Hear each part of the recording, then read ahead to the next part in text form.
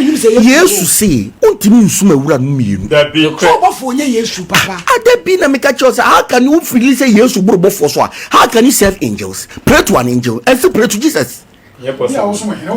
say everybody say Bible so obesha abofo amaye no eden was why any me patcho no na wo hefa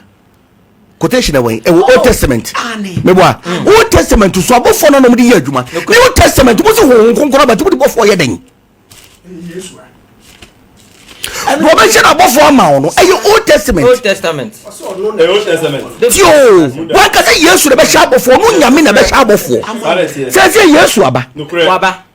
abofo se bi ni hobium no Holy Ghost sanete eja dinti na wo hia moade a obafra bofo adentia na wonfra yesu ma ba wo hia moade a wo de da yesu so sanete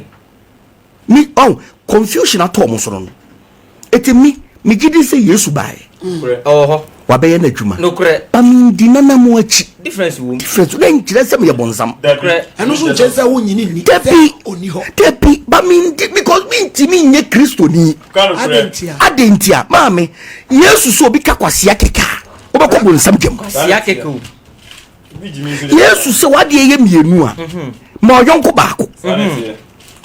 yesu se do oyonko se wo no kure yesu so obi bo osoma dane hama ba ko no ye bo na so obusa kwashi wanane no kure ono na wo ka no it must study Bible na hu say no Matthew kan de Luke kan de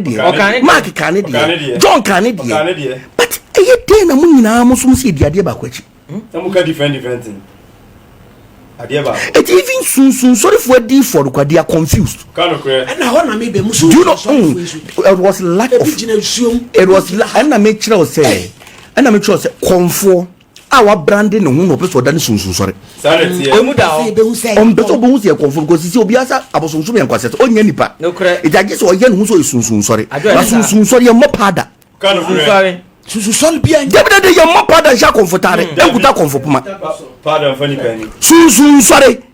ye nkonsuo mu se ko ye na wi ona na wi o enyesa that be sun sorry yen sun sorry yen se wa tuduro ni so betuma ka so no so ne line no o di free him say bi onu so ne bofo me ma chiro ba bia me di free him onu o di free him e bi onu so ne bofo a o de ne bofo de ehin o de ne ya dwuma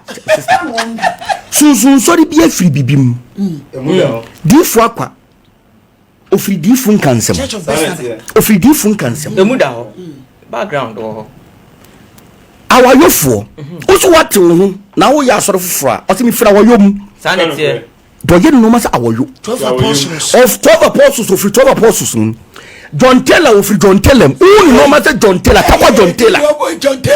e ya bri na no that's right di for boy say ofiri di for boy say sanete ni ba na wo twa no no gire tutu mu ofiri di eme freedom etuduro ni freedom on kire na say no omu no dudu na ya konfo omu ya konfo no ma brand omu no kure branded konfo isu etuduro so isu etuduro konfo yusu etuduro so yusu etuduro konfo ba pada woni ani ma ni suma ya ba ma ni kutapo ma ni sisi mabu wo so bofo aba ni sisi mabu konfo ti suma ya ba no ya pachi wo di fo no say wo bofo o ya pachi bofo na tsa pachi bofo eti sa sabi ebru sabi ekronto me sister sa jimi sem na ewura sunsun so de no enu tira me pese me kire nkrofo se sunsun so de nte sa kure so be sunsun so le aye na yesu je ne kroje ye ni ye ofri diem emu da ho ye tie nkomo e papa abasem so na John Taylor wen takwa John Taylor ewo sa so no ewo pa yesu if Anthony ewo etu sunsun so de ni wo branches sunsun sorry no but di mu na wo free chere background mi fra la du la munti na mi nya abofo ajakorecha e so free takwa John Taylor mu a ma no man takwa John Taylor no kure na wo free o te bin ka se wo bofo da bi no bofo si form ka house that tree no ma bi wo mama ya antwe ne yanka ho asema sabi eburu sabi ekronto sabi eso jimini doso kan kure eba so bi ne ebom di nse ma apprentice for man to mu ye emu da ho ba obi na be so adwo mo nchen aye na mo de na saafo no etale me no kure because me na me vice president of sunsun sanete ana me so na magidi na me na mama sunsun so da be yakọ obi atutu the cross obi atutu the cross she suit omo fere ebo tai me na me ma sunsun so re ebe gidin edi obi ye nipa hu se da bi obi afa sunsun sori aso da hye kanokre obi asuro obi a first attendee na ga sunsun sori sofo wo hye gaun na hye mpaboa sunsun sori sofo ba bo mu hye papa me musa wade we wabai montade hyem eye soronko eno so wo twiro num ya ade na hyem nyina wo twiro mu scientific atade hyem ne mu ne abo mu abo me abotire abo mu nyina wo twiro mu wose se me hye santade we ya sofudie de beye me de muda ho ampa so me ba no me de brand new car na ba tie roba obi susu wo ye what abobo yem enya wo de because wo ye entade yu say kan Exodus chapter 28 verse 1 Moses said catch it say afei ma onya Aaron ene ne mabani ni free Israel fum emra wo nchen na wonya me sofo omundi me sofo ye ne me so me connect pen na sama me so ye adwuma na wo Exodus 2 Aaron ne manadab Abihu Eliasa ne Itama na pam kronkron ye ntade ma wo pam kronkron ye ntade obekere ntade kro kwai ema wo Aaron enmonyam ne feso na ka kire won na onyansa akoma na ka kire mu onyansa akoma a me di nyansa honhoma hye wo mu ama kwase ampam atade we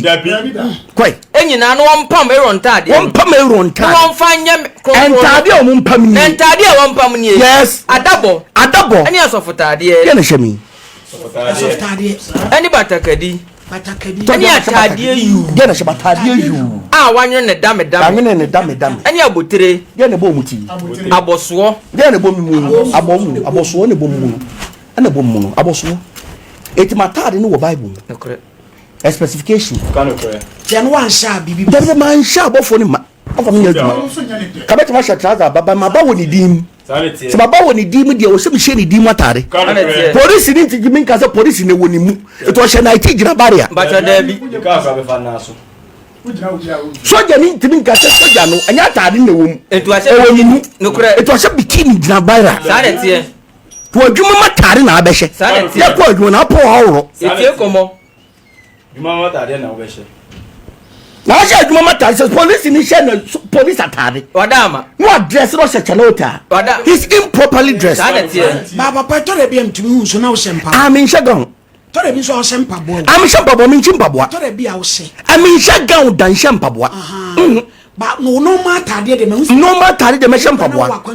me shampa bo because be she we dia amamre se on shampa bo so first of tade ni se on shampa bo sama se be di sunsun so fo ni kwa se be di nsakama no kanokre etie komo me no sada fi se wo me ayamra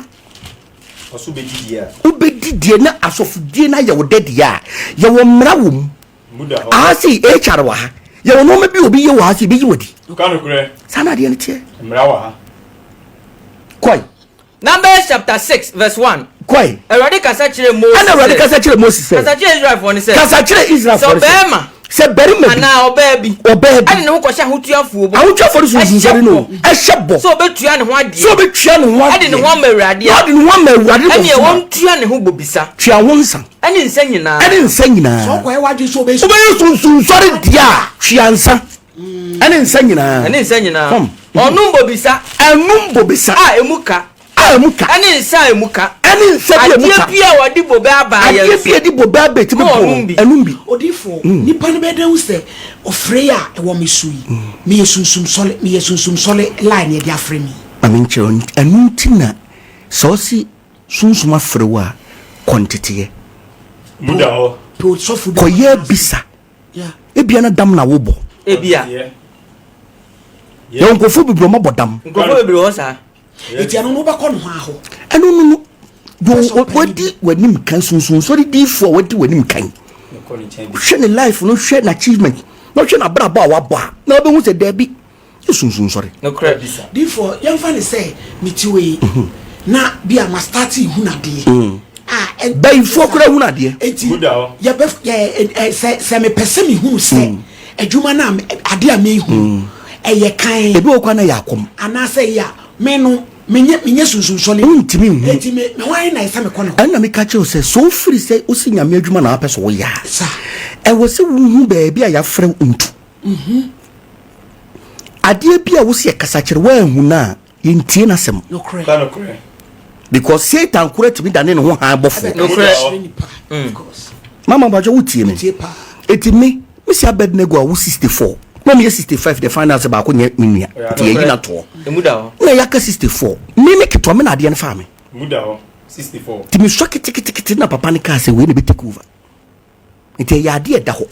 nyende wo de wo Eastern region de mi se wo ni makropon